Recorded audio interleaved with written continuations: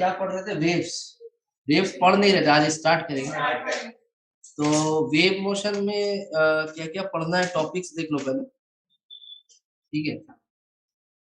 इसके पहले हम लोग क्या पढ़े? एसएचएम खत्म हो चुका, ठीक है।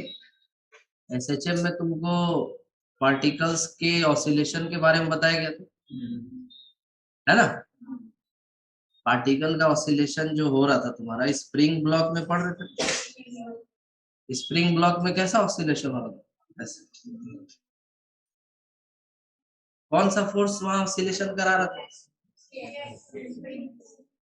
Spring force.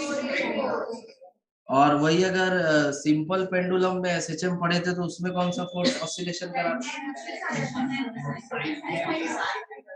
mg sin theta torque produce किया था, जिसके चलते वो अपने मेन पोजीशन पे आ जा रहा था। तो ये एसएचएम में पढ़ चुके हम। अभी अगला चैप्टर पढ़ने वाले वेव्स। देखो वेव्स में बहुत बड़ा चैप्टर है, वेव्स में बहुत कुछ पढ़ना है। एंड अगर तुम एसएचएम नहीं जानते हो तो तुमको वेव्स में दिक्कत है। अरे बस, क्योंकि जो भी एसएचएम हम लोग पढ़े थे ना, उसको मिला करके वेव्स पढ़ते थे। एसएचएम का इक्वेशन क्या पढ़ा था? x equal to A sine omega T plus 5, यही पढ़ा था। तो ये जो पढ़े थे इसमें तुम्हारा x equal to A sine omega T plus 5, ये इक्वेशन था। ये एसएचएम का इक्वेशन। इसमें क्या है कि साइनोसोडल ग्राफ मिलता था ना हम लोग, एम्पलीट्यूड का ग्राफ कैसा होता था? साइनोसोडल ग्राफ होता था। साइन के साथ इसका एम्पलीट्यूड क्या होता था? वेरी करता था। एम्पलीट्यूड मतलब डिस्प्लेसमेंट, कहाँ से? जैसे कोई स्प्रिंग से ऐसे बांध दो ब्लॉक को, तो ये मैक्सिमम इधर जहां तक जा सकता है प्लस है, और इधर जहां तक जा सकता है माइनस है, यही था ना। तो ये साइनोसोडली क्या होता है? वेरी करते हैं, ठीक है। एक्स क्या है? डिस्प्लेसमेंट, कहाँ से? मीन पोजीशन से। जब मीन पोजीशन पे रहेंगे तो डिस्प्लेसमेंट क्या होता है? 0। और एक्सट्रीम पे चले जाते हैं तो डिस्प्लेसमेंट प्लस ए होता है। ऐसे ही था ना। तो ये सब पहले से पता होना चाहिए, तब जाके वेव्स तुमको समझ में आए। तो जैसे देखो यहाँ पे जो पहला टॉपिक है तुम्हारा क्या है? वेव मोशन के बारे में समझना, ठीक है। इसमें कोई इक्वेशन नहीं बताएंगे, इसमें बस ये बताएंगे कि वेव आखिर कैसा होता है, कहाँ कैसे ट्रेवल करते हैं, ठीक है। Wave motion. उसके बाद तुमको साउंड वेव्स के बारे में बताएंगे। Progressive wave, principle of superposition of waves, reflection of waves, vibration of air columns in organ pipes, vibration of stressed string, और लास्ट में डॉपलर्स इफेक्ट। तो टोटल टॉपिक तुम्हारा कितना है इसमें? 8 टॉपिक। 8 टॉपिक हम लोग को इसमें पढ़ना है, ठीक है। और इसके अंदर बहुत सारा छोटा छोटा पार्ट्स, ठीक है। इसके अंदर क्या है? बहुत सारा पार्ट्स है। क्लियर है? तो स्टार्ट करते पहले हम लोग कहाँ से? वेव मोशन से चालू करते, ठीक है। देखो अगर तुम क्या करो ना, सबसे पहले एक रस्सी लो, ठीक है। और उस रस्सी को एक तरफ ऐसे दीवार में बांध दो, बांध सकता है ना, दीवार में बांध दो। और क्या करो फिर? ऐसे ऐसे ऑसिलेट करो। तो तुम क्या देखेगा? इस तरह का ऐसे पैटर्न बनेगा ना ऐसे। तो जो पार्टिकल जहां पर है वो वहीं पे रहेगा, पार्टिकल आगे नहीं जाएगा। नहीं समझा? हम रस्सी लेके आए, आज पूरा सेटअप के साथ आए।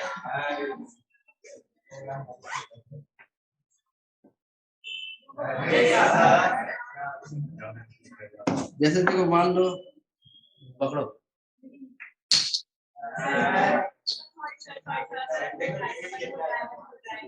लो ऐसा देखो, ये रस्सी है ना, ये रस्सी है ना, तो तुम मत हाथ ऊपर नीचे करना, ठीक है, हाथ करो।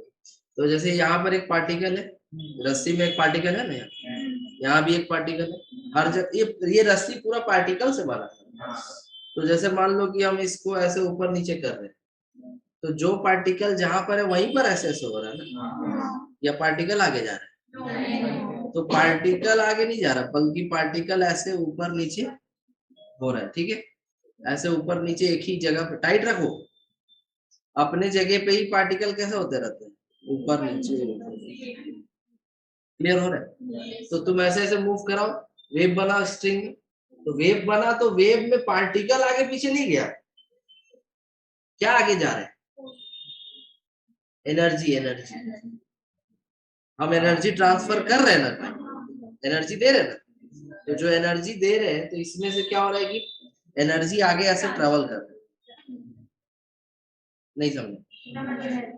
पार्टिकल अपने जगह पे ही तो एसएचएम कर रहा है, एसएचएम, एसएचएम कर रहा है। अरे ये ऑसिलेशन को क्या बोलते थे? ये हो गया तुम्हारा एसएचएम, पार्टिकल ऐसे ऐसे क्या कर रहा है, एसएचएम, जिसमें कि ये जो स्ट्रेट लाइन है, ये तुम्हारा मीन पोजीशन। नहीं समझा? ये मीन पोजीशन है, और पार्टिकल एक बार ऊपर गया ऐसे, फिर एक बार नीचे गया ऐसे, तो प्लस ए माइनस ए प्लस ए माइनस ए, तो पार्टिकल ऐसे प्लस ए माइनस ए प्लस ए माइनस ए, ये अपना एसएचएम करते रहेगा ऐसे, ठीक है, समझ रहा बात? और जितना पार्टिकल है इस रस्सी में सब एसएचएम करेगा, और ये उसका जो लाइन है, ये क्या है उसका मीन पोजीशन। समझ में आ रहा है? तो ये लाइन हो गया तुम्हारा मीन पोजीशन हो गया, और पार्टिकल एक बार ऊपर गया, एक बार नीचे गया, फिर एक बार ऊपर गया, फिर एक बार नीचे गया, तो पार्टिकल इस तरह से क्या कर रहा है, क्या कर रहा है पार्टिकल, एसएचएम कर रहा है। क्या हर पार्टिकल इस रस्सी में एसएचएम कर रहा है? क्या हर पार्टिकल एक साथ मीन पोजीशन पे है? नहीं। अगर सारा का सारा पार्टिकल अगर एक साथ मीन पोजीशन पे रहेगा, तब तो रस्सी ऐसे ऑसिलेट होगा, ऐसे थोड़ी ऑसिलेट होता है। रस्सी कैसे ऑसिलेट होता है? ऐसे। ध्यान से एक डायग्राम बना के तुमको समझाता हूं। हाँ ठीक है, देखो हम तुमको समझाते कि वेव बनता कैसे, ठीक है, वेव बनता कैसे, मतलब हम लोग देखते हैं ना वेव बनते हुए, तो वेव बनता कैसे वो दिखाते हैं, ध्यान से। मान लो एक रस्सी है, उसमें बहुत सारा पार्टिकल है, 1 2 3 दिख रहा है, 4 5 6 7 8 9 और ये 10, तो इस तरह से बहुत सारा पार्टिकल है रस्सी में, है ना। अब हम क्या करते हैं कि यहाँ पर इस पार्टिकल को ऊपर ले जाते हैं, तो जब हम इस पार्टिकल को ऐसे ऊपर ले जाएंगे, तो क्या होगा कि इसके बगल वाला पार्टिकल इसके साथ खिंचा जाएगा, क्योंकि रस्सी के पास इलास्टिसिटी है ना, नहीं है? रस्सी के पास क्या है? इलास्टिसिटी है, इनर्शिया भी तो है। मास के पास क्या होता है? इनर्शिया होता है। तो जब तुम पहला पार्टिकल को मान लो ऐसे ऊपर उठाए, ठीक है, तो पहला पार्टिकल को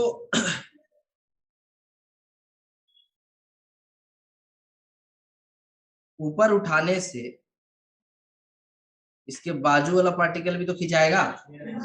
तो जब ये पहला पार्टिकल यहाँ पहुंच चुका होगा, तो दूसरा पार्टिकल ऊपर जाना चाहेगा, है?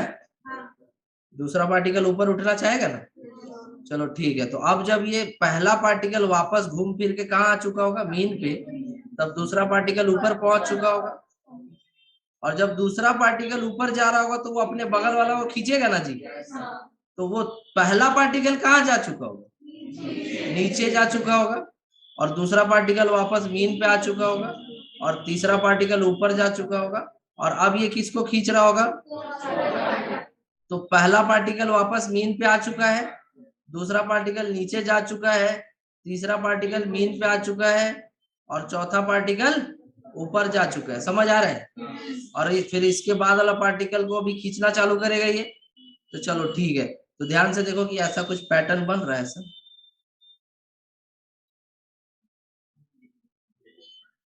नहीं समझे? ये रिपीट होते रहेगा। ये क्या होते रहेगा? रिपीट होते रहेगा। तो ये रिपीट होते रहेगा, ये रिपीट। देखो एक तरह का वेव बन गया ना, ये कंप्लीट वेव बना ना। फिर आगे प्रोसेस बढ़ते जाएगा, पढ़ा है और यही तक, यही तक समझ गया है। फिर ये प्रोसेस आगे बढ़ेगा तो अब फिर से वापस से ऐसे बनेगा और वही वेव आगे जा चुका होगा। नहीं समझा? तो कोई भी पार्टिकल अपना जगह छोड़ के आगे गया है क्या? ये पार्टिकल अपना जगह छोड़ के आगे गया रे? क्या ये पार्टिकल अपना जगह छोड़ के आगे गया? कोई भी पार्टिकल आगे गया है? जब कोई पार्टिकल आगे जा ही नहीं रहा है तो एक मिनट, हाँ अब देखो क्या लिखा हुआ। A wave motion is a means of transferring energy and momentum from point to one point to another without actual transport of matter between 2 points. नहीं समझ? अरे एक जगह से एनर्जी को दूसरे जगह पहुंचाना है, समझ गया? यही वेव मोशन में यही होता है। एक जगह से एनर्जी कहाँ पहुंचता है? दूसरे जगह। वेव मोशन में यही होता है। और इसमें मैटर का ट्रांसफर नहीं होता है एक जगह से, बस एनर्जी ट्रांसफर। तुम देख लिया, तुमको प्रैक्टिकली दिखा दिए कि रस्सी में जो पॉइंट जहां है वही, लेकिन वेव एक जगह नहीं, वेव आगे तक बढ़ रहा है। और इसका डायग्राम भी तुमको हम बना के दिखा। समझ आ रहा है कुछ या नहीं? क्लियर हो गया यहाँ तक कि वेव आखिरकार किस तरह से बनता है? तुम फुटबॉल मैच देखा ही होगा, तो फुटबॉल मैच में तुम देखा है वेव्स बनते हुए? अभी तो मैच देख ही रहा होगा ये फीफा वाला आदमी, बोलो। हाँ वो पता है। अब बताओ जी, ये बताओ तुम, वेव देखा है फुटबॉल स्टेडियम में वेव बनता हुआ? नहीं देखा? उनको हम दिखाते हैं।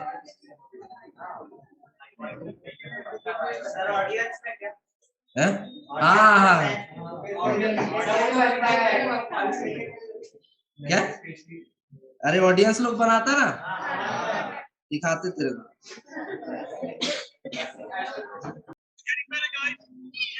ग्रुप में लिंक भेज दे रहे, घर जाके देखो। देखो होता क्या है ना, उसमें आदमी लोग क्या करता है ना कि पूरा भीड़ रहता है, तो जब पूरा भीड़ रहता है तो एक आदमी उठा, फिर वो बैठने वाला तो अगला आदमी उठ गया, फिर वो बैठने वाला तो अगला आदमी उठ गया। तो तुमको ऐसा लगता है कि एक ऐसा कुछ उठा हुआ चीज ऐसे ट्रेवल कर, नहीं समझा बात? तो ये तुम घर जाके सर्च करना यूट्यूब में कि wave in football stadium by the audience, ठीक है? तो तुमको मिलेगा एक वीडियो जिसमें देखेगा कि एक आदमी उठ रहा, दूसरा आदमी बैठ रहा, फिर उठ रहा, बैठ रहा। तो ऐसा लगे कि कुछ एक ऐसा पीक जो है ना वो ट्रैवल कर रहा है। सर्फिंग करते हुए देखा लोगों को? तो जो सर्फिंग करता है वो पीक पे ही तो करता है, पीक पे ही तो सर्फिंग करता है ना, पानी के अंदर सर्फिंग। ये तुम्हारा ऐसे जो पीक होता है उस पीक पे सर्फिंग करता है, वो पीक जो है वो ट्रैवल करता है। तो वेव में जो पीक होता है, जैसे ये पीक देख रहा है, ये पीक आगे ट्रेवल करेगा, ठीक है? यही एनर्जी को कैरी करता हुआ आगे जा रहा है और पार्टिकल अपने जगह पे। इसमें कोई डाउट है तो बोलिए। पहला डायग्राम क्लियर है? दूसरा डायग्राम है पानी, पानी में भी वेव्स ट्रेवल करता है ऊपर ऊपर। और ये तीसरा डायग्राम है साउंड का। समझ रहा बात? देखो यहाँ पर तुमको एक चीज और इम्पोर्टेंट चीज बताना चाहते हैं हम यहाँ पे, कि जो पहला डायग्राम है इसमें जो वेव है ये 1D टाइप का है। नहीं समझा? 1D टाइप का है ना ये, है? क्योंकि इसमें वेव जो है वो एक ही दिशा में जा रहा है ना जी, या तो आगे या पीछे। सेकेंड वाला जो डायग्राम है वो तुम्हारा 2D टाइप का है। जब तुम इसमें बात करेगा तो इसमें पार्टिकल्स केवल सरफेस पे आगे जा रहे हैं, ठीक है, सरफेस पे जो भी वेव यहाँ ट्रेवल हो रहा है सरफेस पे हो रहा है। सरफेस का मतलब 2D होते हैं, अब समझ जाएगा। यहाँ वेव कैसे सरफेस हो रहा है, ट्रेवल हो रहा है सरफेस पे। सरफेस का मतलब क्या है 2D।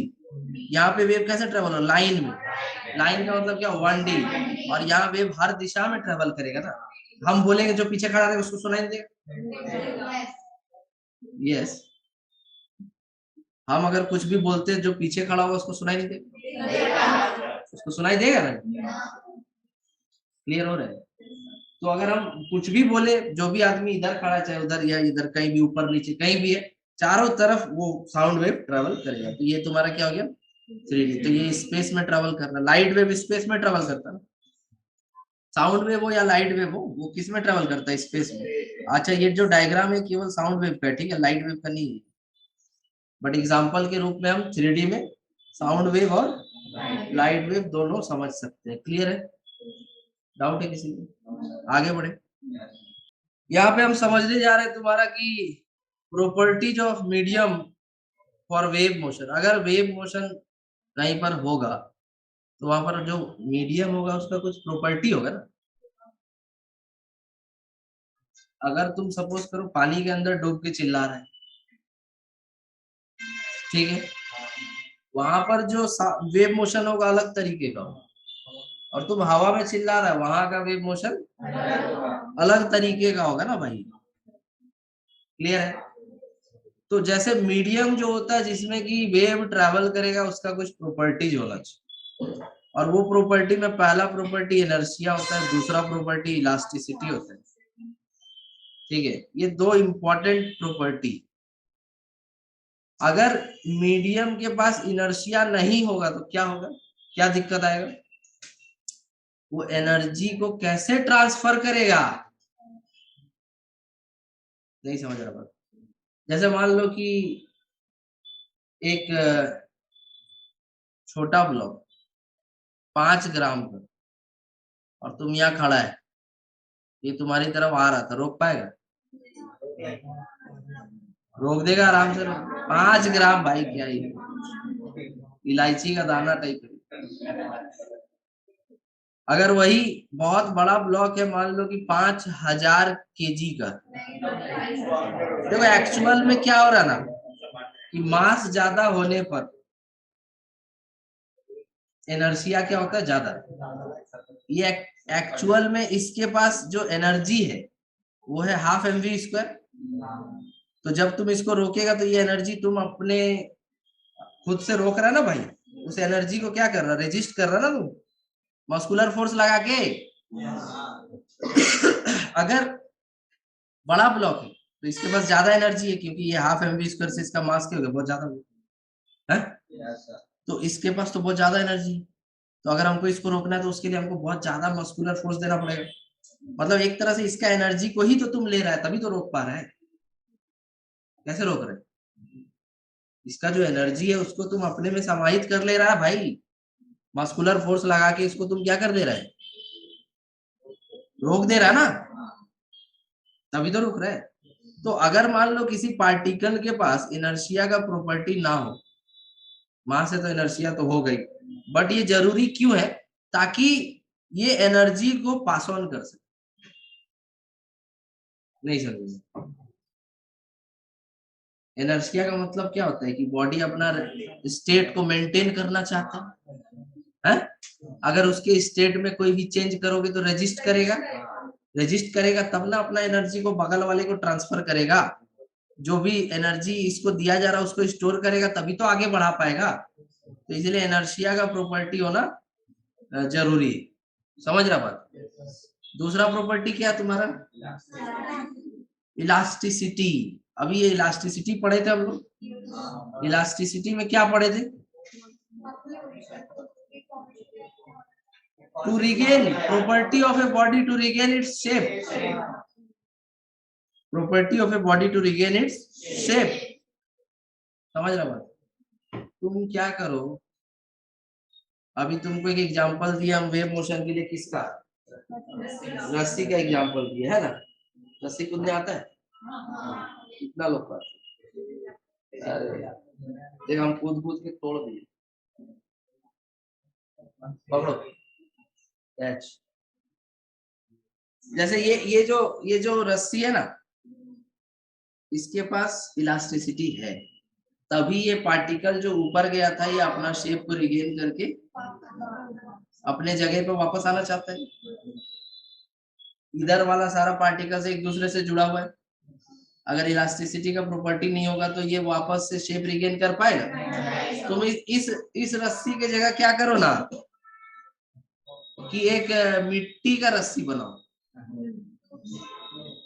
और उसको ऐसे ऐसे करो, फट से टूट जाएगा बीच से, क्योंकि उसके पास उतना इलास्टिसिटी है ही। समझ रहा बात? तो एनर्जी जो वो ट्रैवल ही नहीं कर पाएगा आगे, पार्टिकल्स अपने जगह पे ऑसिलेट ही नहीं कर पाएगा, तो वेव मोशन प्रोपेगेट नहीं हो पाएगा। समझ आ रहा है?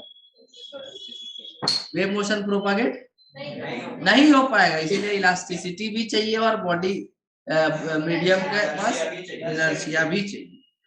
ठीक है, अब जैसे बात करते हैं इसका एयर का, एयर का, तो एयर में स्पीड कितना होता है साउंड का? जैसे साउंड वेव है, साउंड वेव समझ रहे ना जो बोलते हैं, यहाँ पर एयर में स्पीड कितना होता है साउंड? क्या बोल? 3? सर क्या पूछे आपने क्वेश्चन? अरे speed of sound in air,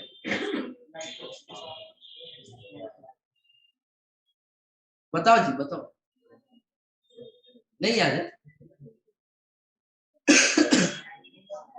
गला खराब हो गया।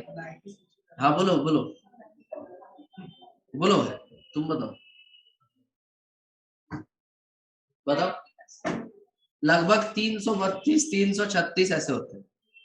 ठीक है, थोड़ा कम ज्यादा, बट किसके आसपास रहेगा? 332 334 336 मीटर पर सेकेंड, लगभग इतना होता है। समझ रहा बात? अगर तुम पानी में उसी साउंड का बात करेगा तो ये लगभग इससे 5 गुना के आसपास हो जाएगा, या 4 साढ़े 4 गुना के आसपास, मतलब लगभग 1300-1400 मीटर पर सेकेंड। नहीं समझे? स्पीड ऑफ साउंड है, सुनो, speed of sound in water is 1480 metre per second. कम कैसे कम हो जाए? इलास्टिसिटी क्या है? वाटर अपना शेप आसानी से रिगेन करेगा ना। पानी में ज्यादा सरफेस में क्या होता है? सरफेस टेंशन क्या होता है? सरफेस टेंशन ही तो उसके सरफेस को मेंटेन करता है ना, इलास्टिसिटी ज्यादा है ना। खैर वो बात नहीं, बात यहाँ पे हम तुमको ये बताना चाह रहे हैं कि एयर में लगभग 332 334 मीटर पर सेकंड, 336 भी कहीं कहीं लिखा रहेगा। पानी में कितना बोले? लगभग उसका 4-5 गुना ज्यादा है? और स्टील में तो लगभग 5000 के आसपास हो जाएगा। एग्जैक्ट अगर तुमको जानना है, हाँ 5100 मीटर पर सेकंड स्टील में। समझ रहा बात? तो तुम क्या करना कि जैसे देखो, तुम क्या करना, ऐसे एक स्टील का रॉड लेना, ठीक है, थोड़ा लंबा होना चाहिए, मान लो कि 20 मीटर, 20 मीटर कितना, 20 मीटर अच्छा खासा लेंथ। तुम यहाँ पे एक दोस्त को खड़ा कर देना और यहाँ खुद कान लगा के खड़ा हो जाना, इसको बोलना मार इधर, आवाज आएगा, और जैसे इसको मारेगा वेव यहाँ 2 तरीके से ट्रेवल करेगा, 2 रास्ता से। एक रास्ता होगा एयर वाला और एक रास्ता होगा स्टील वाला। समझ रहा बात? तो स्टील में बहुत ज्यादा है साउंड का स्पीड, लगभग 5000 बोले ना, और एयर में बहुत कम। तो ये जो साउंड है स्टील वाला साउंड फट से यहाँ पहुंच जाएगा, तुम एक साउंड सुन लिया, फिर थोड़ा देर बाद दूसरा साउंड भी सुनेगा जो हवा से होते हुए। समझ गया बात? तो ये तुमको बताएगा कि कितना डिफरेंस है दोनों में। तुरंत जो जैसे ही ये बजाएगा तुरंत तुम सुन लेगा। स्टील से, स्टील में कान सटा के रखना, तुमको स्टील वाला साउंड सुनाई देगा।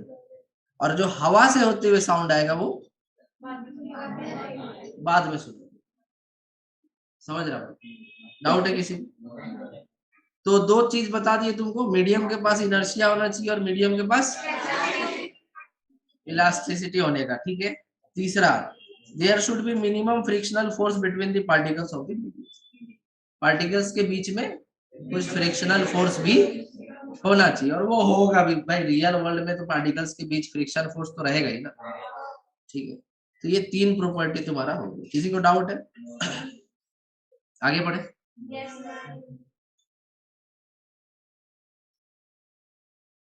चलो आगे आते हैं। आज ये इंट्रोडक्शन है सारा, ठीक है ना। ये बहुत मजेदार चैप्टर है, अभी चालू होने दो ना अच्छे से। इक्वेशन से भरा हुआ चैप्टर। तो आज जो पढ़ा रहे वो आसान है, आज वाला टॉपिक सारा आसान। प्रोग्रेसिव वेव पे जब आएंगे ना, प्रोग्रेसिव वेव, तब मजा आएगा तुम्हें। प्रोग्रेसिव वेव में तुम इक्वेशंस जब पढ़ेगा ना, उसमें मजा आएगा,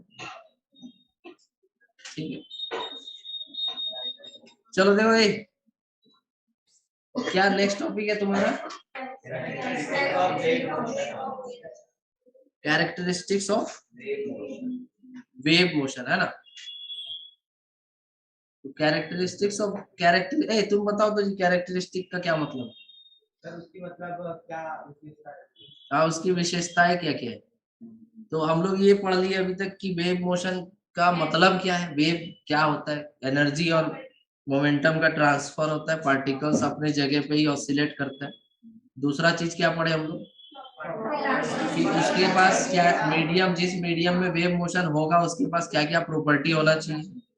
और तीसरा है कि तुम्हारा जो वेव मोशन होगा उसका क्या क्या खास बात है। इसमें से बहुत सारा पॉइंट्स तुमको बता दिए। जैसे पहला पॉइंट हम तुमको बताए थे कि जो रस्सी है उसमें पार्टिकल्स अपने मीन पोजीशन के अबाउट खाली ऊपर नीचे, जैसे यहाँ पर ऑसिलेशन होगा, पार्टिकल ऐसे ऑसिलेशन करेगा, पार्टिकल ऐसे ऑसिलेशन करेगा ना, ये शुरू में ही बताया ना। और वेव जो है वो आगे ट्रेवल करेगा, वेव आगे ट्रेवल करेगा और पार्टिकल्स अपने जगह पे ही ऑसिलेशन करेगा। क्लियर है? ये समझा दिए। डिस्टरबेंस ट्रेवल करेगा मीडियम में, और जो ऑसिलेशन है पार्टिकल्स का वो अपने मीन पोजीशन के अबाउट ऊपर नीचे होता ही रहेगा हमेशा, ठीक है। एसएचएम करता रहेगा। क्लियर है? तो एक तरह से तुम ये समझो कि एसएचएम में अगर आगे का डिस्प्लेसमेंट मिला करके देखा जाए तो वही वेव का इक्वेशन देगा। एसएचएम का इक्वेशन तुम किसके लिए पढ़ा था? खाली ऑसिलेशन के लिए। अगर उसी में हम थोड़ा सा डिस्टेंस या डिस्प्लेसमेंट का बात कर दे, आगे पीछे टाइम का बात कर दे, तो वही इक्वेशन चेंज होके वेव का इक्वेशन बन जाता है। इसलिए तुमको उतना देर से हम समझा रहे कि बिना एसएचएम का इक्वेशन या बिना एसएचएम पढ़े तुमको वेव समझ में नहीं है। बात समझ रहे? जैसे किसी को रेसिपी मान लो बनाना है, चिकन बिरयानी बनाना है, और उसको चिकन ही बनाने नहीं आता, तो कितना भी अच्छा राइस बना ले, उसको मिक्स कैसे करेगा? समझ रहे हो?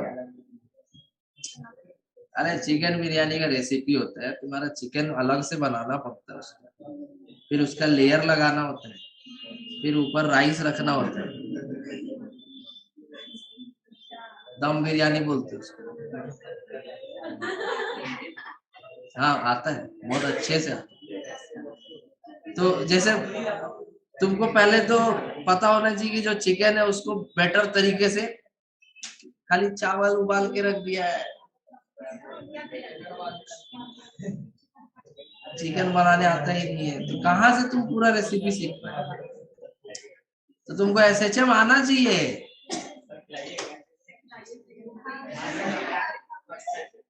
इतना आदमी लोग को खिला पाएंगे हम एक साथ? मतलब इतना आदमी लोग के लिए बना पाएंगे एक साथ?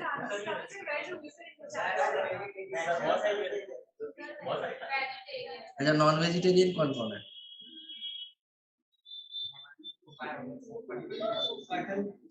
पनीर बिरयानी।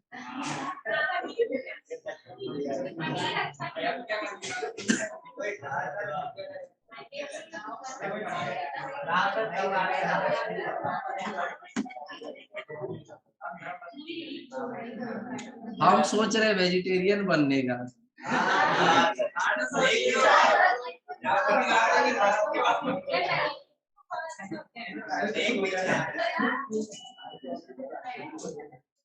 सही में सही प्रयास में हम अभी। हाँ? बहुत लॉजिकल रीजन है। अभी नहीं बोल सकते ना क्योंकि अभी हम नॉन वेजिटेरियन। प्रयास हम इसलिए कर रहे क्योंकि मेरे को पता है कि वेजिटेरियन बनना क्यों जरूरी है। अरे भाई पहले हम सफल हो जाए तब बताएंगे तो अच्छा लगेगा। पहले ही कैसे हल्ला करना।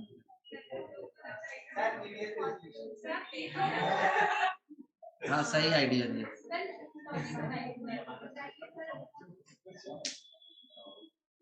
हाँ लॉजिक है तुम्हारा कि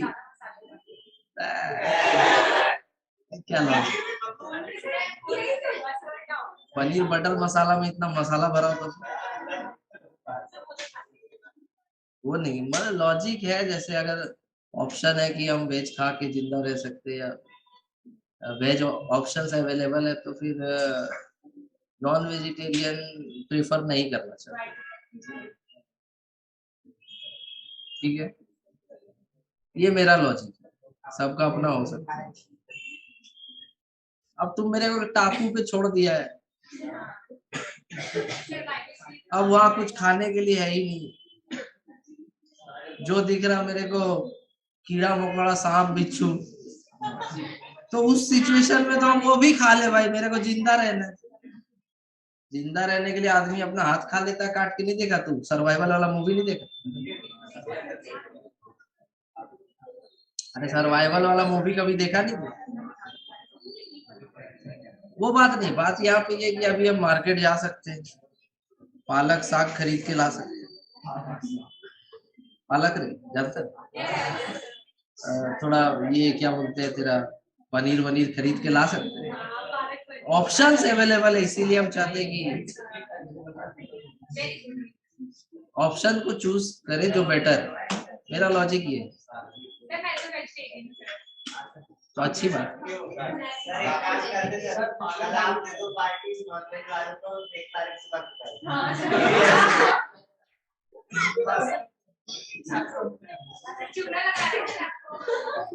देखा जाएगा देखा जाएगा देखा जाएगा।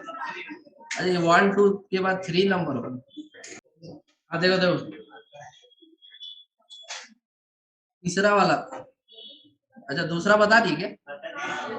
हाँ ये तो शुरू में ही होगा। तीसरा देखो तीसरा है तीसरा। जैसे अगर कोई वेव ट्रेवल कर रहा है किसी स्ट्रिंग में, ठीक है रस्सी में मान लो एक वेव ट्रेवल कर, तो पार्टिकल जिस वेलोसिटी से ऑसिलेट कर रहा है वो ये वाला है। ठीक है इसको बोलते हैं वेलोसिटी ऑफ पार्टिकल, जो ऑसिलेशन हो रहा है पार्टिकल का। और जो पीक जो ट्रेवल कर रहा है, पीक मतलब वेव, तो वो हो जाएगा तुम्हारा स्पीड ऑफ वेव। समझ आ रहा है? अंतर समझ में आ रहा है? पार्टिकल का स्पीड अलग है और वेव का स्पीड अलग है। जो पीक ट्रेवल कर रहा है, जैसे ये तुम्हारा इस तरह से ये पीक आगे जा रहा है ना, तो ये पीक जिस स्पीड से ट्रेवल कर रहा है वो वेव का स्पीड। ठीक है और जो पार्टिकल्स अपने जगह पर जो इस तरह से ऑसिलेशन कर रहा था इस तरह से, ये पार्टिकल का वेलोसिटी। समझ रहा बात? तो ये दोनों अलग अलग होता है, दोनों एक ही चीज नहीं होती। तो अगर हम आगे कभी यूज करेंगे तो ये दोनों को अलग अलग लेके कुछ रिलेशन वगैरह निकाल के बताएंगे तुमको, तो वहां तुमको ये काम आएगा कि जो velocity with which a wave travel, मतलब जो वेव का वेलोसिटी है is different from velocity of particle by which they vibrate about their mean position. Mean position के अबाउट जिस वेलोसिटी से वाइब्रेट कर रहा है वो अलग चीज है, और वेव जिस स्पीड से आगे ट्रेवल कर रहा है वो अलग चीज है। ठीक है और लास्ट क्या है? हाँ वेव, जैसे किसी मीडियम में मान लो एयर में कोई वेव ट्रेवल कर रहा है तो उसका वेलोसिटी कांस्टेंट रहेगा, लेकिन पार्टिकल का ऑसिलेशन का वेलोसिटी तो कांस्टेंट नहीं रहेगा ना, जैसे एसएचएम में नहीं रहता। पार्टिकल का वेलोसिटी एसएचएम में सबसे ज्यादा कहाँ रहता था? कितना रहता था? और एक्सट्रीम पे? एक्सट्रीम पे 0 रहता था और मीन पे मैक्सिमम। कांस्टेंट तो नहीं है, तो वही यहाँ लिखा हुआ है कि चेंजेस कंटिन्यूअसली। किसका? ठीक है, बट जो वेव जो ट्रेवल कर रहा है जिस मीडियम में, उसका स्पीड क्या रहेगा? कांस्टेंट रहेगा। बोलो समझ में आ रहा है या नहीं आ रहा? क्लियर है? क्लियर है? ठीक है, तो आगे बढ़े, आगे बढ़े, अरे आगे बढ़े भाई। तो ठीक, तुम लोग आइडिया दिया न्यू ईयर से हम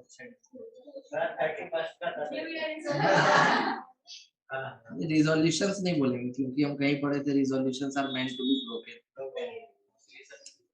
जब हम पूरी तरह से सक्सेसफुल हो जाएंगे वेजिटेरियन बनने में, तब हम तुम लोगों को एग्जैक्ट रीजन बताएंगे कि हम ऐसा क्यों। पहले ही फोकस ही नहीं देते।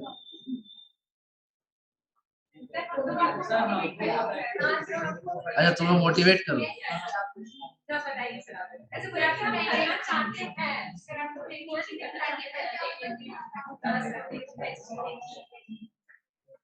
मोटिवेशन इंटरनल फोर्स है,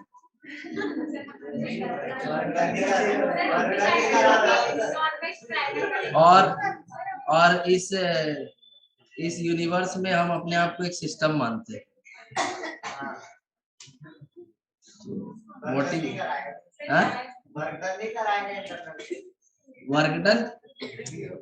work done total work done 0 होगा ना। एक्सेलरेशन, सिस्टम का एक्सेलरेशन प्रोड्यूस नहीं होगा, यही ना, लेकिन उसके अंदर जितना कुछ हो सकता सब कराएगा। नहीं समझा? जैसे किसी गैस कंटेनर का बात करो और उस गैस चैम्बर को मान लो सिस्टम, तो उसके अंदर का मॉलिक्यूल्स मूव नहीं करते क्या? पूरा सिस्टम का एक्सेलरेशन क्या होगा?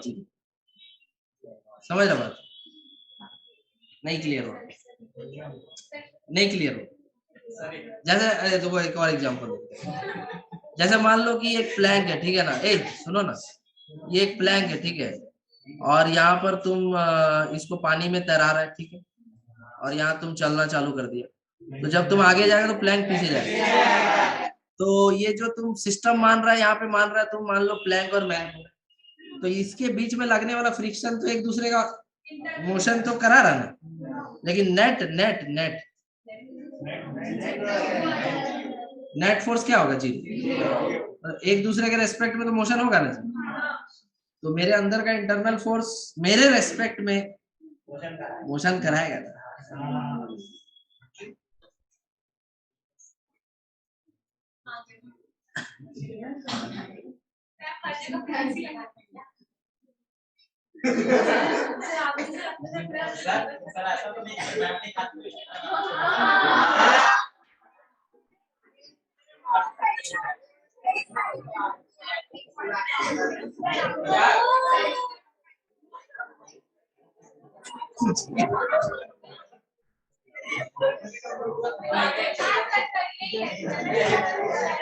अरे नहीं भाई,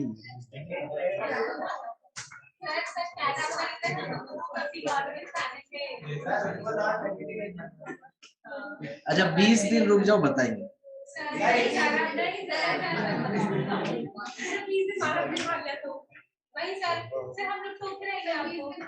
सर मैं क्या बोल रहा, 24 तारीख को बता।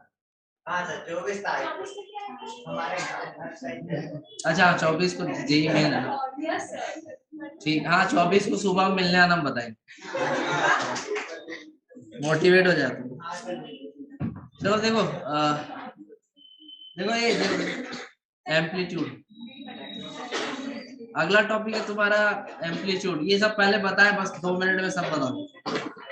सुनो देखो, ये हल्ला नहीं, ज्यादा चिल्लाना पड़ रहा है आपको, गला खराब है। एम्पलीट्यूड, अरे भाई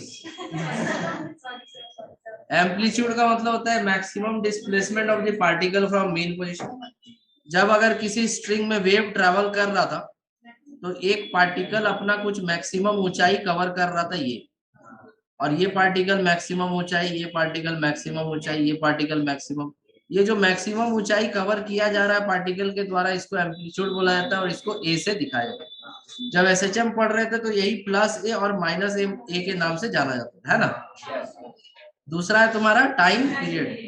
टाइम पीरियड का मतलब होता है कि जैसे ये वाला पार्टिकल है ना यहाँ पे, तो ये पार्टिकल सपोज करो, दिख रहा साफ साफ, सपोज करो कि ये पार्टिकल यहाँ तक गया t/4 टाइम, फिर वापस यहाँ तक आया t/4 टाइम, फिर नीचे गया t/4 और फिर यहाँ आया t/4, तो टोटल टाइम कितना हो गया t। तो जो पार्टिकल मीन पोजीशन से चला है उसको घूम करके पूरा एक ऑसिलेशन करने के बाद वापस मीन पोजीशन पे आने में जो भी टाइम लगता है that is time period. Clear है? डाउट है किसी को इसमें? चलो फ्रीक्वेंसी देखो, फ्रीक्वेंसी को तुम यहाँ पर ऐसे समझो, फ्रीक्वेंसी को तुम ऐसे समझो कि number of waves produced per unit time, एक सेकंड में कितना वेव प्रोड्यूस हुआ। नहीं समझा? जैसे ये फैन है, तो इस फैन को हम लोग घुमाएंगे और देखेंगे कि एक सेकंड में इसका कितना रोटेशन हो। ठीक है, मान लो एक सेकंड में 10 रोटेशन हुआ तो 10 हर्ट्ज इसका फ्रीक्वेंसी हुआ। और टाइम पीरियड होता है कि एक बार घूमने में कितना समय लगता है, एक बार घूमने में जो समय लगता है that is called time period. एक कंप्लीट ऑसिलेशन करने में जो समय लगता है टाइम पीरियड, और एक सेकंड में जितना ऑसिलेशन होता है उसको फ्रीक्वेंसी। यहाँ पर क्या है कि तुम्हारा जो पार्टिकल है, ठीक है, ये सब क्या कर रहा है, ऑसिलेशन कर रहा है अपने जगह पे है। तो अगर हम यहाँ पर बात करें कि वेव भी तो बन रहा है ना, कंटिन्यूअस तुम मोशन करा रहा है तो वेव भी तो कंटिन्यूअसली बन रहा है। तो एक सेकंड में जितना वेव्स प्रोड्यूस होगा दैट इज कॉल्ड फ्रीक्वेंसी। ठीक है, समझ रहा है? वेवलेंथ पता है, एक कंप्लीट वेव का लेंथ, जैसे यहां से लेकर के यहां तक, तो ये क्या तुम्हारा एक कंप्लीट वेव। और दूसरा मान लो कि हमको यहां से लेकर के देखना है तो यहाँ तक, ठीक है, मान लो हमको यहाँ से देखना है तो यहाँ तक, ये सब क्या है, एक कंप्लीट वेव है। तो ये सब तुम्हारा कहलाता है वेवलेंथ, जिसको डिनोट करते हैं लैम्डा से। ऐसा यूनिट मीटर हो जाएगा। Wave number is the reciprocal of wavelength. ठीक है, उसके इसको तुम ऐसे डिनोट करता है, ऐसे v बार। और फेज का मतलब बताए थे हम, जैसे फेज का मतलब होता है कि जो पोजीशन है पार्टिकल का वो क्या है। जैसे ध्यान से देखना, ध्यान से देखना, जैसे मान लो कि यहाँ ये क्या है, मीन पोजीशन है और पार्टिकल यहाँ पहुंच गया है। तो जब मीन पोजीशन पे होता है पार्टिकल तो हम लोग बोलते हैं कि उसका फेज है 0। मीन पोजीशन से किधर जा रहा होता है, प्लस ए, तो क्या बोलते हैं, फेज क्या है, 0। जब प्लस ए पे पहुंच चुका होता है तब उसका फेज क्या होता है, π/2। प्लस ए से जब वापस 0 पे आके नीचे जाता है तब पाई, और जब वापस नेगेटिव एक्सट्रीम पे चला जाता है 3π/2, और जब वापस घूम के मीन पे आ जाता है 2π। समझ रहा है? तो फेज बेसिकली तुमको ये बताता है कि जो पार्टिकल है वो किस पोजीशन में। नहीं समझा? क्लियर हो रहा है? पार्टिकल का पोजीशन जानना है तो फेज एंगल पता होना चाहिए। और इसको हम लोग फेजर डायग्राम से पढ़े थे ऐसे। फेजर डायग्राम से हमको पता चल जा रहा था कि पार्टिकल कहाँ पे, और फिर हम लोग मीन पोजीशन से एंगल देख ले रहे थे, तो फाई का वैल्यू निकाल पा रहे थे ना, तो वही फेज है। पाथ डिफरेंस,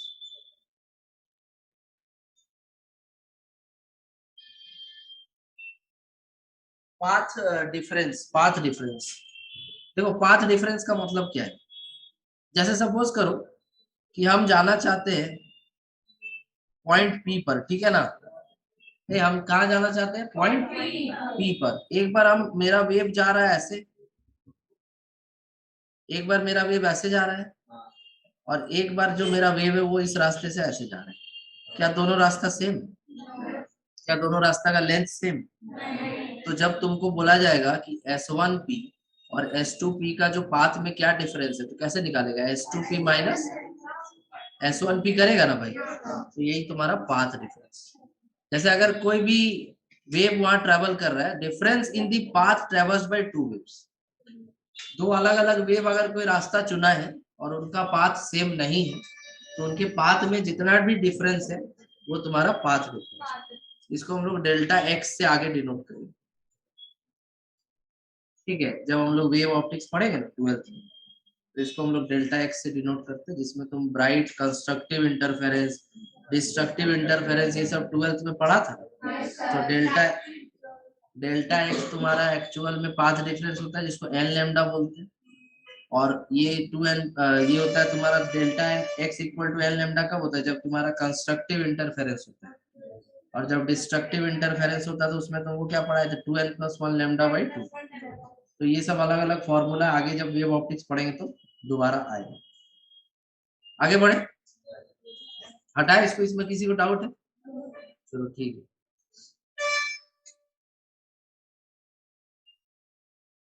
चलो स्पीड ऑफ वेव तो बता दिए तुमको हम, है ना, स्पीड ऑफ वेव बता दिए ना। स्पीड ऑफ वेव बता दिए ना। स्पीड ऑफ वेव क्या है, जो पीक जिस स्पीड से ट्रेवल कर रहा है, जैसे ये पीक है ना, पल्स, पल्स समझता है, pulse.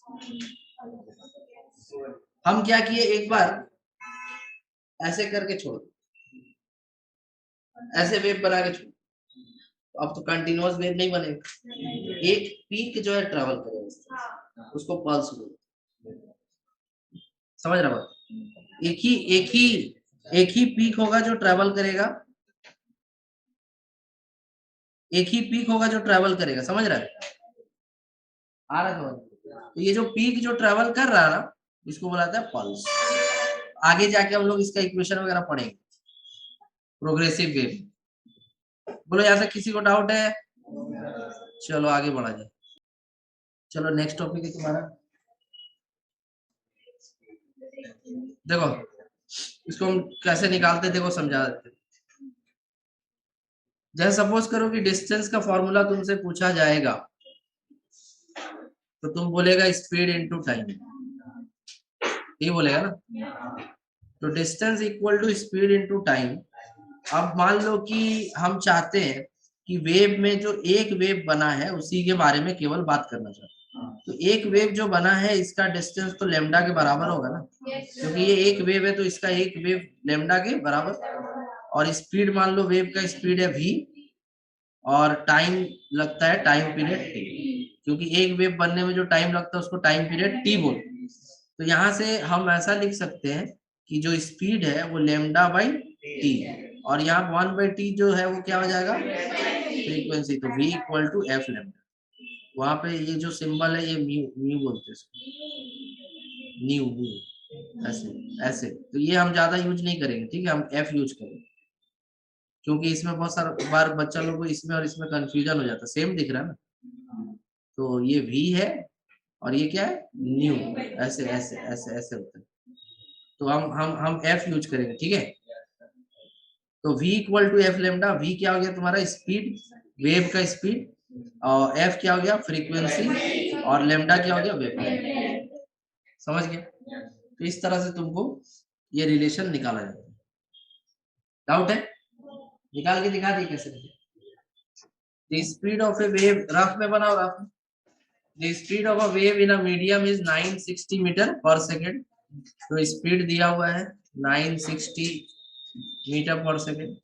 If 3600 waves pass through a point in the medium in 1 minute, then determine its wavelength. wavelength निकालना है, तो wavelength क्या हो जाएगा, v by f। v equal to F lambda पढ़ा है ना अभी, v equal to F lambda पढ़ा है ना। तो यहाँ पर हम क्या लिख देंगे, lambda equal to v by F. v का वैल्यू 960 दिया हुआ है, f निकाल लो, डाल दो। हाँ हाँ हाँ, यस, क्या 60, अच्छा 16 metre per second, sorry 16 metre, 16 metre, हाँ हाँ। टाइम पास क्वेश्चन भी,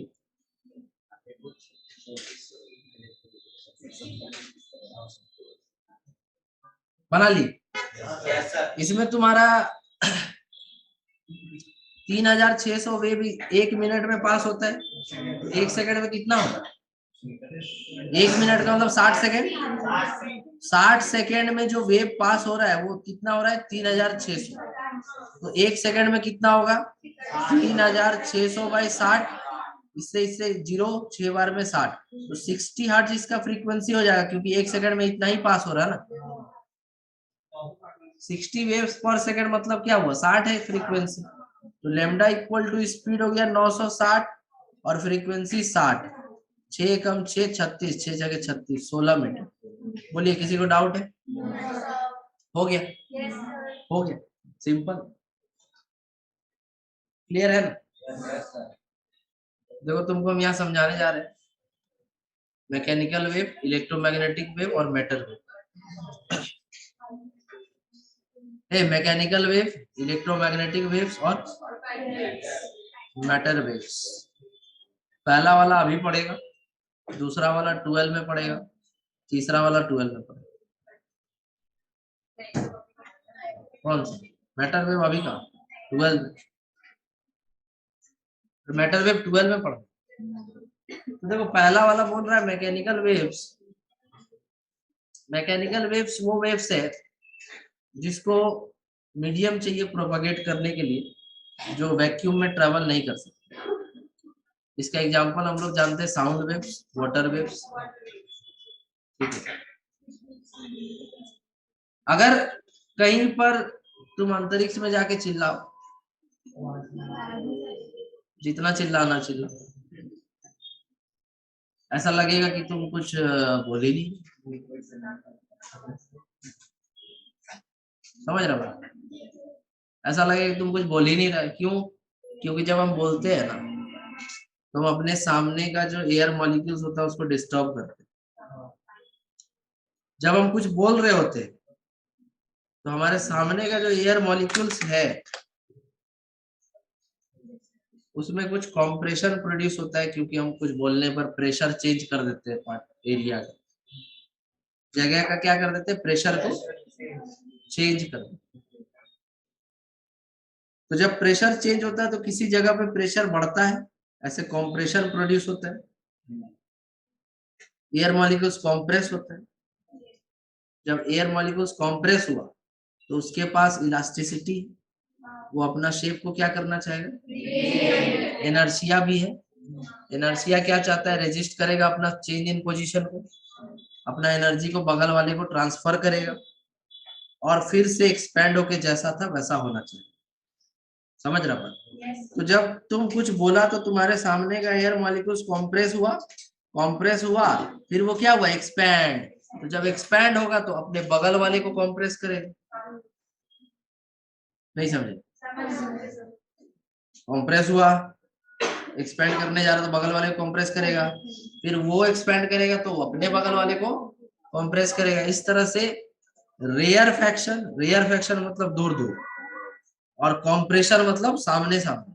तो इस तरह से साउंड वेव्स वो मीडियम चाहिए, वो मीडियम में हाई प्रेशर एरिया और लो प्रेशर एरिया बना के आगे ट्रेवल करेगा, जिसको हम लोग कॉम्प्रेशन और रेयर फैक्शन भी कहते हैं। समझ गया? साउंड वेव्स क्लियर है? कुछ समझ में आ रहा है? तो ये तुम्हारा बिना मीडियम का हो ही नहीं सकता। तुम यूनिवर्स में अंतरिक्ष में जाके चिल्ला हल्ला करो,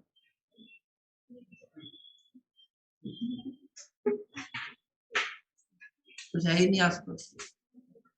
जब कुछ है ही नहीं आसपास तो rarefaction, compression, high pressure area, low pressure area, ये सब किसमें क्रिएट है? तो साउंड फिर ट्रेवल कर ही नहीं पाएगा। साउंड ऐसा नहीं कि साउंड प्रोड्यूस नहीं हो रहा, साउंड ट्रेवल ही नहीं कर रहा।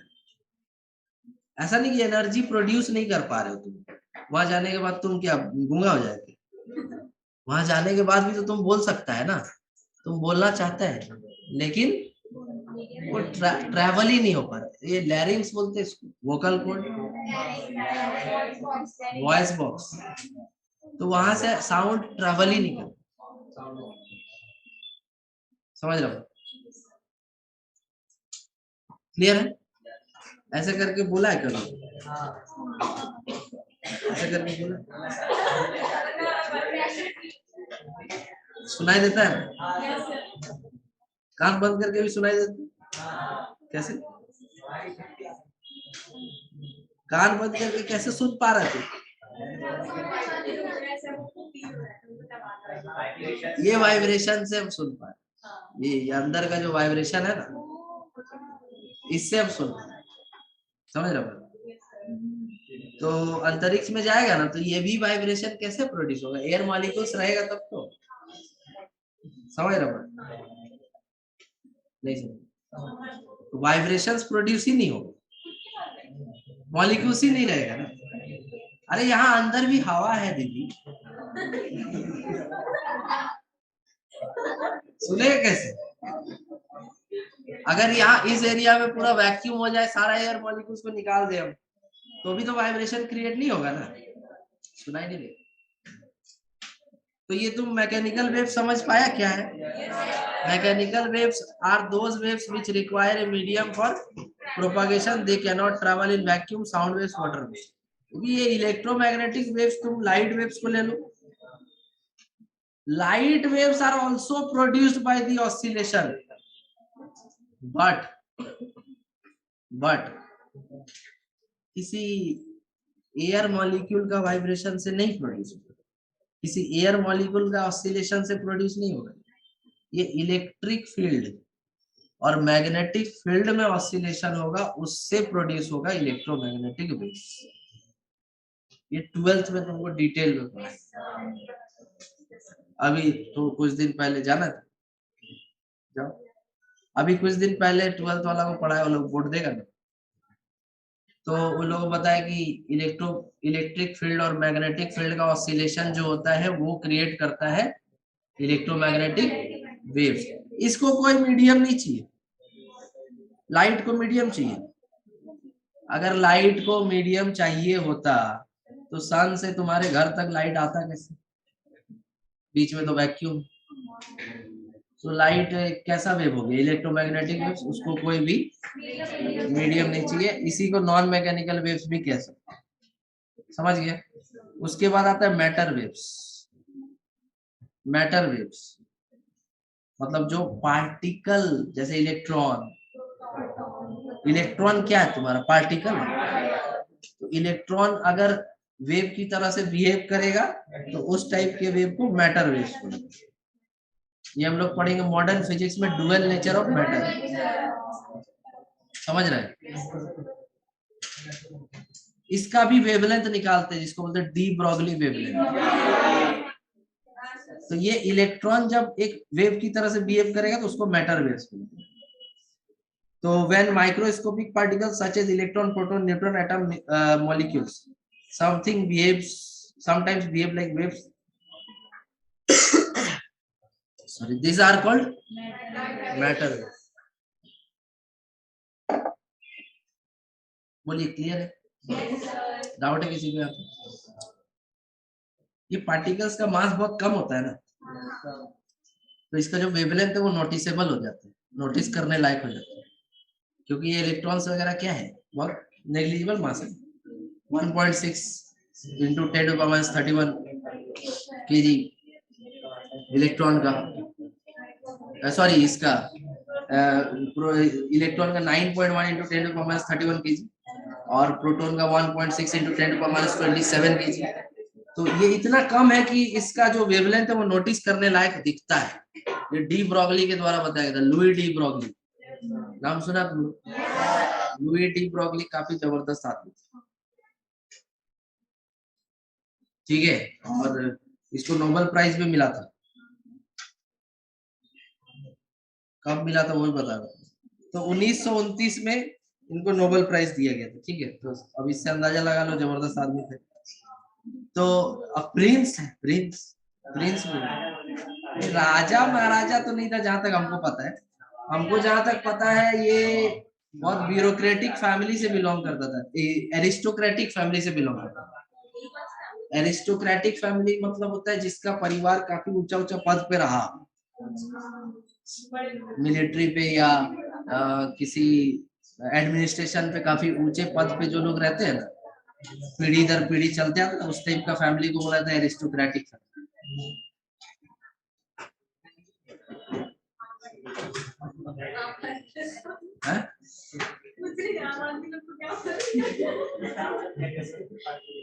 Lower middle class family,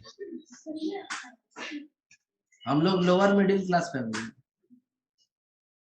middle class भी मान सकते हैं, मिडिल क्लास फैमिली या lower middle class family, maximum लोग यहाँ पे वही, ठीक है। कोई रिच है क्या? कौन है रिच, कौन है?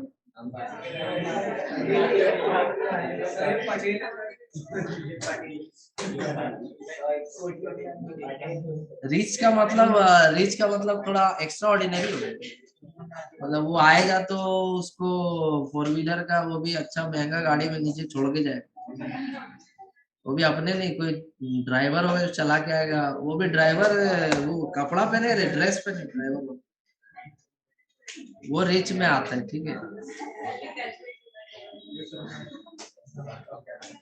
अभी ये पढ़ाने आने का, हम टेम्पो में लटक के आ रहे थे, रिच फैमिली किधर से?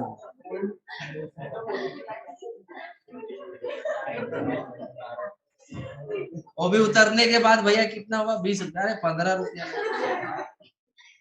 वो रिच नहीं हुआ। Middle lower.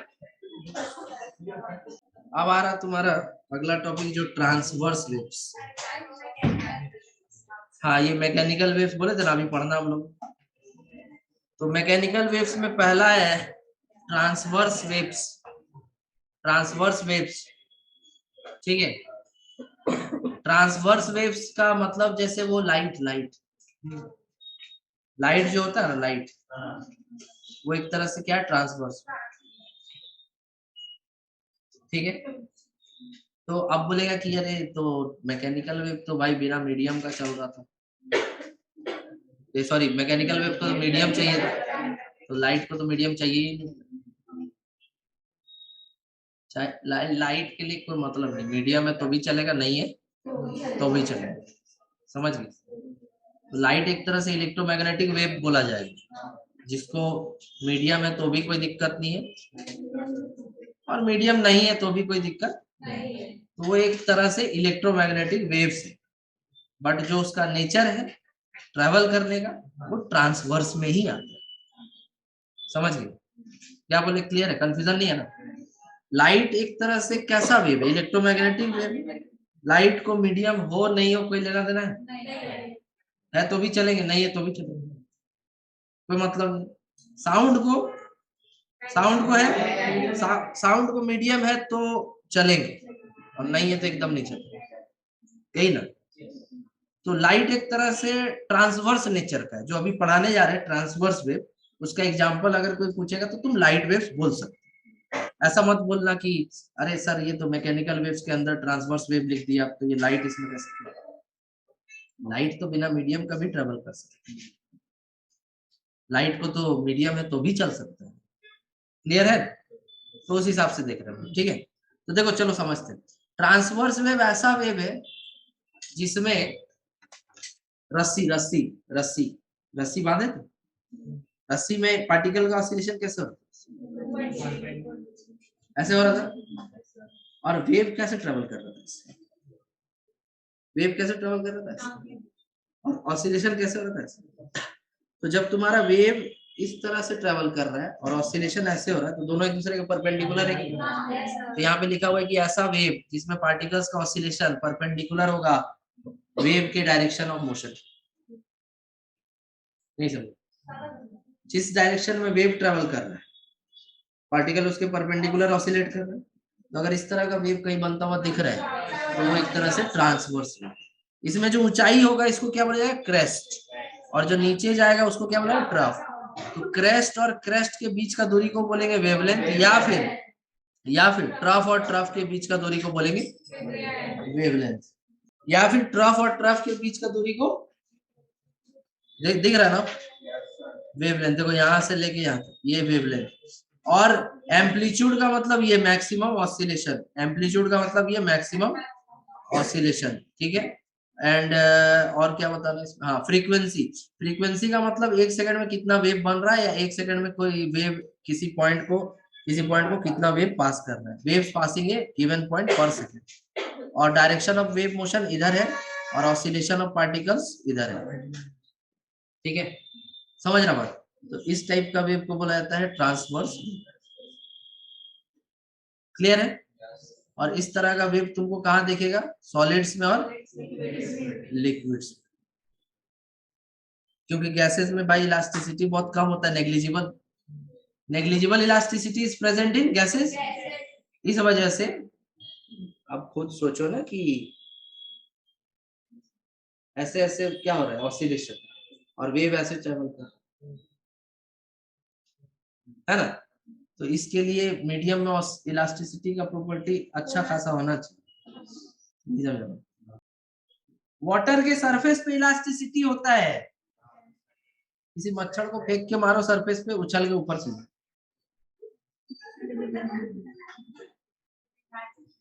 ट्रैम्पोलिन टाइप का बिहेव करेगा। वाटर का सरफेस कैसा बिहेव करता है, ट्रैम्पोलिन जानते हैं ना। तो वो सरफेस स्ट्रेच्ड मेम्ब्रेन है, सरफेस क्या है, स्ट्रेच्ड मेम्ब्रेन, जो सरफेस टेंशन में पड़े थे वो।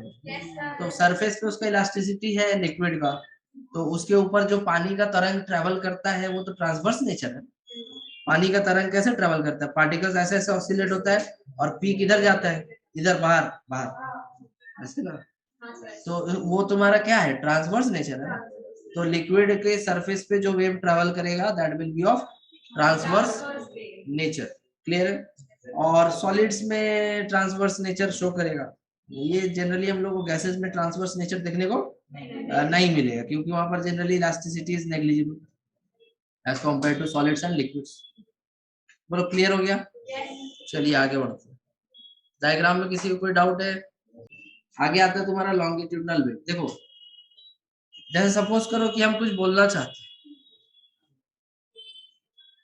तो जब हम कुछ बोलना चाहते हैं तो उसके सामने ऐसे एयर पार्टिकल्स रहेगा, है ना।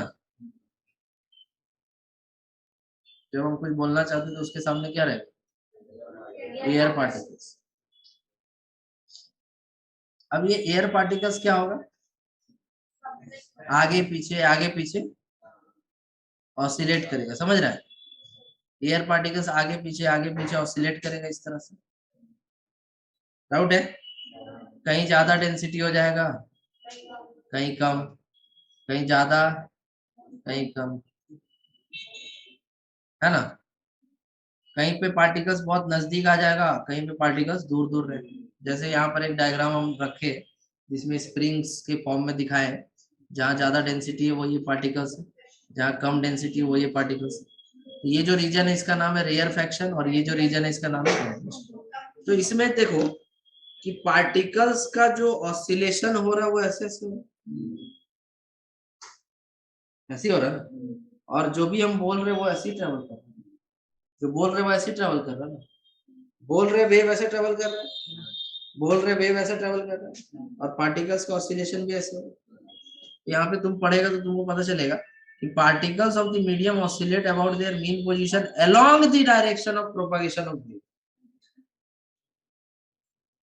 नहीं समझा, along the direction of propagation of wave. तुम्हारा पार्टिकल्स का जो ऑसिलेशन है भाई वो ऐसे ऐसे है, ऐसे ऐसे ऐसे ऐसे, और जो हम बोल रहे हैं वो भी ऐसे ही ट्रेवल कर रहे हैं। तो वेव का प्रोपागेशन और पार्टिकल का ऑसिलेशन पैरेलल है, तो हो गया लॉन्गिट्यूड। और अगर वेव्स का ऑसिलेशन और सॉरी पार्टिकल्स का ऑसिलेशन और वेव का प्रोपागेशन परपेंडिकुलर है तो ट्रांसवर्स। ट्रांसवर्स का एक एग्जांपल बता दिए लाइट वेव्स, और लॉन्गिट्यूडनल का एक एग्जांपल बता दिए साउंड वेव्स।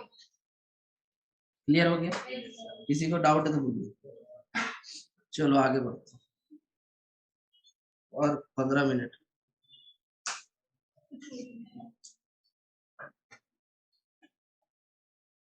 चलो जल्दी से ये समझ लो।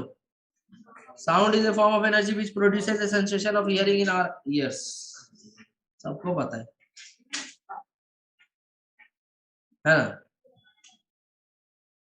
एक मुहावरा पढ़ा था बचपन में, कान भरना।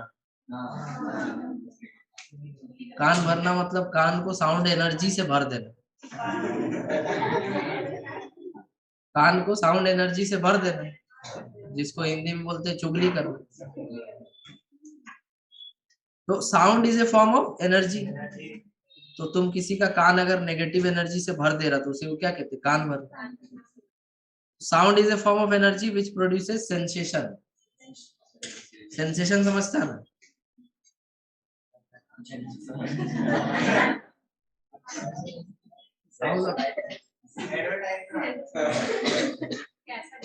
सेंसोडाइन वाला।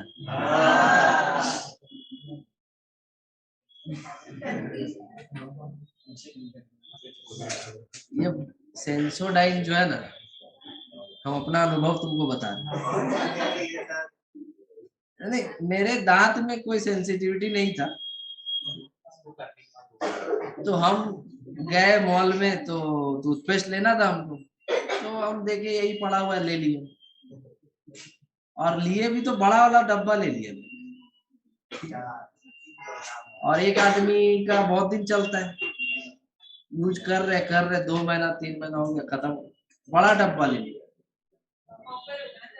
हाँ, उसके बाद जब दोबारा मॉल गए तो कोई और टूथपेस्ट लिया। अपना कोई थोड़ी ना रिश्तेदार है मेरा जो वही लेंगे, दूसरा कोई मिला वो ले। उसके बाद मेरे को फील हुआ कि हमको बीमारी हो गया, सेंसिटिविटी। फिर हम डॉक्टर के पास गए। हाँ, अरे बहुत दिक्कत हो रहा था मेरे को, लग रहा था कुछ ठंडा गर्म खाने पे। वो ऐड याद आ कि आपको ठंडे गर्म खाने से दांतों में झंझनाहट। तो हमको लगा, हम पढ़े लिखे व्यक्ति, हम समझ गए कि भाई इतना दिन जो यूज कर रहे थे उसका साइड इफेक्ट, उसका क्या था वो साइड इफेक्ट। फिर हम गए डॉक्टर के पास, तो मेरे को बोला कि जब आपको सेंसिटिविटी था नहीं तो काय को यूज कर। तो हम बोले उसमें लिखा हुआ था कि you can use it regularly, मतलब डेली यूज कर सकते। मतलब नहीं, ऐसा कुछ नहीं, वो बेसिकली आता है तो उसका मतलब जिसका सेंसिटिविटी होता है वो यूज करे तो बेहतर है, ठीक है, बट आपको नहीं करना चाहिए। फिर मेरे को कोई दूसरा टूथपेस्ट लिख के दिया, उसको यूज की, तब जाके ठीक हुआ। समझ रहे हो बात?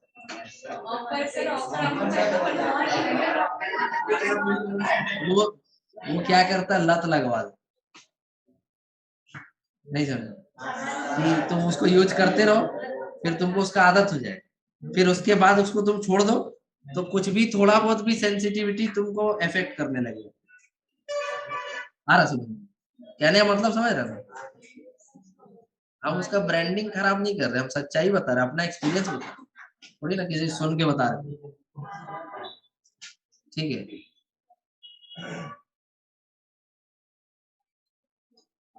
तो ये सब फालतू है। डाबर लाल दंत मंजन।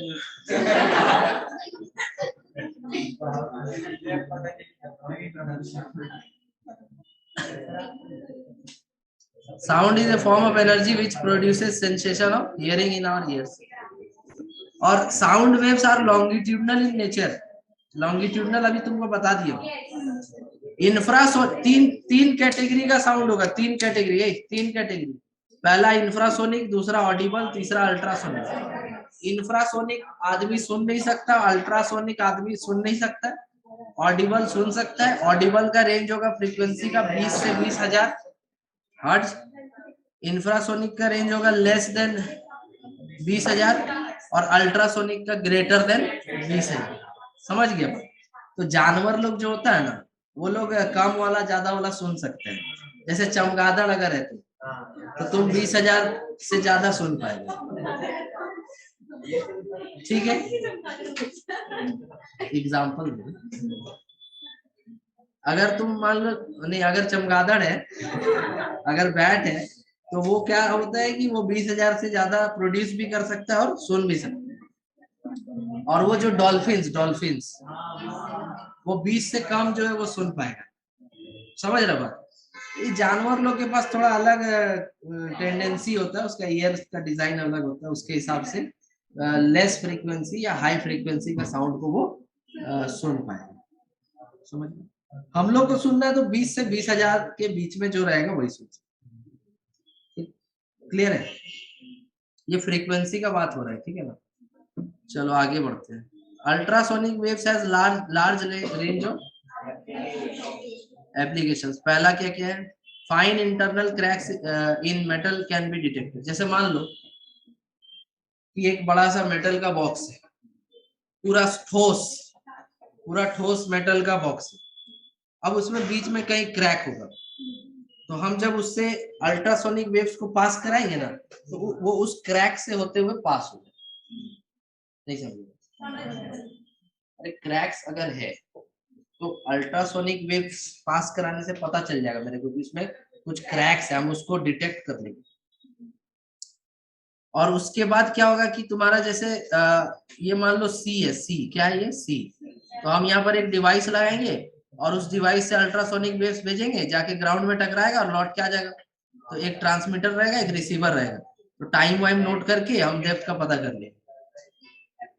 नहीं समझा? सोनार, sonar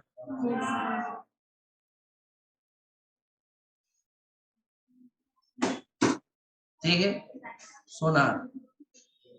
sound navigation and ranging, ये सब अल्ट्रासोनिक वेव यूज करता है, अल्ट्रासोनिक साउंड यूज करता है। ये सब सबमरीन या आइसबर्ग डिटेक्ट करना, ये सब में अल्ट्रासोनिक वेव्स यूज होते हैं। कुछ छोटा मोटा जानवर मारना है तो अल्ट्रासोनिक वेव से मार दो। अरे इसका वाइब्रेशन इतना ज्यादा होगा, मर जाएगा। ठीक है, नहीं समझा? अल्ट्रासोनिक वेव्स है ना, उसको पास कराओ ना, बहुत ज्यादा वाइब्रेशंस होगा मॉलिक्यूल्स का। अरे जैसे घड़ी का छोटा छोटा पार्ट होता है ना, उसको साफ करना है तो तुम अल्ट्रासोनिक वेव्स यूज करता है। क्या करो, एक लिक्विड में घड़ी का छोटा छोटा पार्ट को डाल दो, जिसको ऐसे क्लीन नहीं कर सकते, और उसमें अल्ट्रासोनिक वेव्स पास कराओ, पूरा वाइब्रेशन होगा, जिससे कि उसका पार्ट्स क्या हो जाएगा, क्लीन हो। तो उसी तरह से ये सबको मारना है तो पूरा वाइब्रेशन में डाल दो, मर जाए। बात समझ रहे हैं? क्लियर है ना यहाँ तक? आगे बढ़ो।